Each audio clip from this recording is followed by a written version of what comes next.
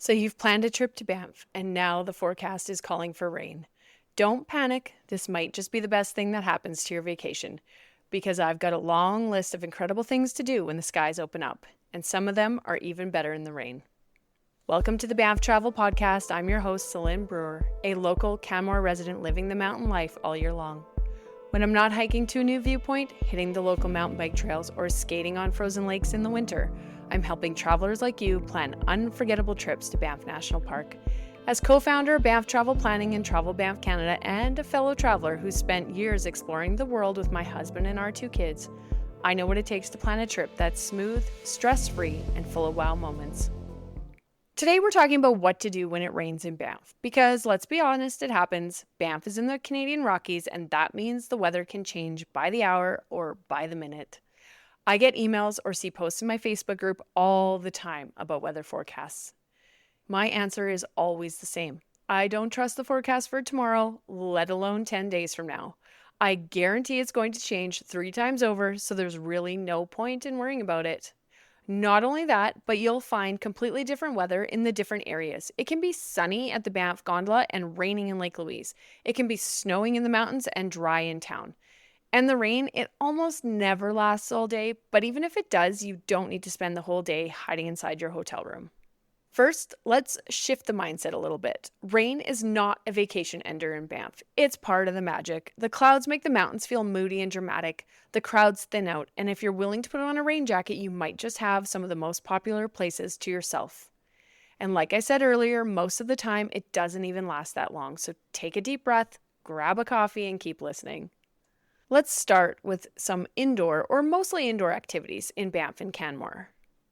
If the rain is heavy or you just want to stay dry for a while, here are a few activities to consider. The Banff Upper Hot Springs, yes, it's outside, but you're soaking in a hot pool anyway, so the rain just adds to the experience. Imagine the mist rising and you're surrounded by clouds and pine trees. Another option is spending time at your hotel pool or hot tub. The Cave and Basin National Historic Site, this is the birthplace of Canada's national park system. It's part museum, part cave tour, and a great place to learn something while staying dry. The Banff Centre for Arts and Creativity, they often have exhibitions, events, and live performances. The White Museum of the Canadian Rockies, it's small but packed with regional art, history, and artifacts, plus it's right in town. Local coffee shops and bookstores. Sometimes the best rainy day plan is to slow down. Who doesn't love getting a treat, having a hot coffee, and people watching from a cozy cafe window? There are plenty of great spots in Banff and Canmore. Canmore's Elevation Place. This is a local rec center with a climbing gym, pool, hot tub, and library. Perfect if you've got kids with energy to burn. Need to buy some souvenirs? Shopping. Browse the shops in downtown Banff for Canmore, from souvenir stores to outdoor gear to local artisan goods. This is a fun way to explore without getting wet.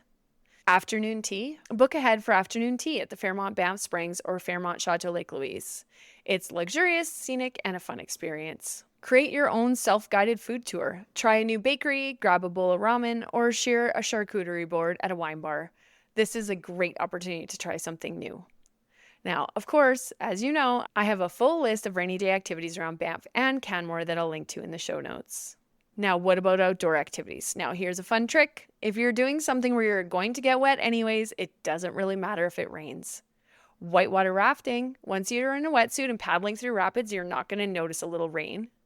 Canyoning. Yes, this is adventurous, and it's going to be just as good in the rain. You're already rappelling through waterfalls and wading through pools. A Bow River float tour. Come prepared with a poncho and enjoy floating down the river with rain and mist hanging on the trees. It's still going to be stunning.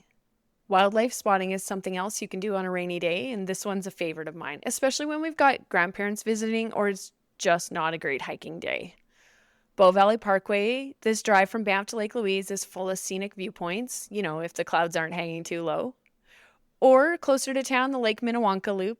There's a good chance of seeing bighorn sheep along this road. Kananaskis can be another great spot to spot wildlife and do some nice, easy walks in the rain. So keep your eyes peeled, stay in your vehicle, and enjoy the drive. What about hiking and walking in the rain? Of course you can still do this. And honestly, a little rain doesn't mean you have to cancel your outdoor plans. In fact, some trails are going to be even more peaceful when the rain keeps the crowds away. So just be smart, check trail conditions, wear some good waterproof hiking shoes, and bring some layers. Don't forget that rain jacket. I tend to look for trails that are mostly forested. The trees keep some of the rain off, they tend to be quieter on rainy days, and I'm not really out there for the view anyways. As an example, Fenland Trail, just outside the town of Banff, is a peaceful, flat forest walk. Johnston Canyon, you aren't there for the sweeping views, and the rain may make it quieter. The Johnson Lake Loop, also flat, scenic, short, so you're not going to be out in the rain too long. And then, of course, Tunnel Mountain, if it's not storming and maybe it's not such a dreary day, you can probably still get up top and get some decent views. As always, don't forget to carry your bear spray when hiking. Now, to be perfectly honest, I've seen so many people share pictures of Lake Louise and Moraine Lake when the weather has shifted just as they get there and the sun starts shining through. It can be an amazing experience with less people on those rainy days. Last year, we had some visitors come and see us, and we had planned to hike up to Larch Valley with them in September. And unfortunately, it was a very rainy day. We were unsure if we were going to go ahead with it, but we decided to go anyways. And the entire drive out there, it rained. It rained when we were in the shuttle. And then funny enough, the entire time that we were out on the hiking trail, it didn't rain at all. As soon as we got back to the shuttle, it started raining again. So while we didn't have a beautiful sunny day, we still had an incredible day for hiking. And of course, the views were still spectacular. Now, I say this all the time. You've probably heard me say it before, but I recommend not chasing the weather. It's just too hard to predict if it's going to be clear, or it might even start out clear and then get rainy later on. You just don't know. So pack a rain jacket and layers and get on with your plans. Now, this has mostly been about rainy days, but there are other times where you may be looking for indoor activities, and that's on a smoky day, especially in the summertime when it's wildfire season and we get smoke in the valley. Now, if the air quality is poor, first off, you're going to want to check the air quality health index before heading out. You're going to want to limit any strenuous activity when it's especially smoky. And then just visit indoor attractions or take that scenic drive with the windows up and the air recirculation on. So if you've been listening to a few of my podcasts, you've probably noticed that I always end with some tips and some ideas for packing. So how do you pack for potentially rainy days? Here's what I always recommend you throw in your suitcase. A lightweight waterproof jacket, preferably with a hood. Maybe some quick dry layers or some hiking pants that are not going to get so soggy and cold and that can dry quickly.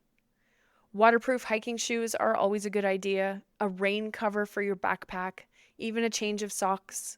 Maybe you throw in a thermos for hot drinks on the go. You can also throw in some extra rain ponchos or an umbrella. And if you pack those for when you're out exploring, then it doesn't mean you need to scramble back to the car when the forecast turns. So my final tip for rainy days in Banff is be flexible. Banff weather changes fast, and sometimes your best memories can come from those unexpected days. Like I said, when everyone else is hiding indoors, you might have the trail all to yourself. Thanks so much for listening to this episode of the Banff Travel Podcast. If you got value from this episode, do me a favor. Make sure to follow the podcast so you don't miss the next one. It's free, it helps the show, and it keeps you in the loop. I'd also appreciate if you left a review. If you'd like to support the podcast, I now have a page where you can say thanks, send a tip, or grab one of my downloadable guides.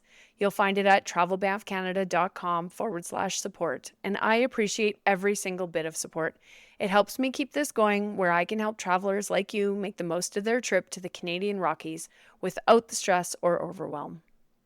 And if you have a question you'd like me to answer in a future episode, head to banfftravelplanning.com/podcast and send it in. Until next time, happy trip planning, and I'll see you out on the trails.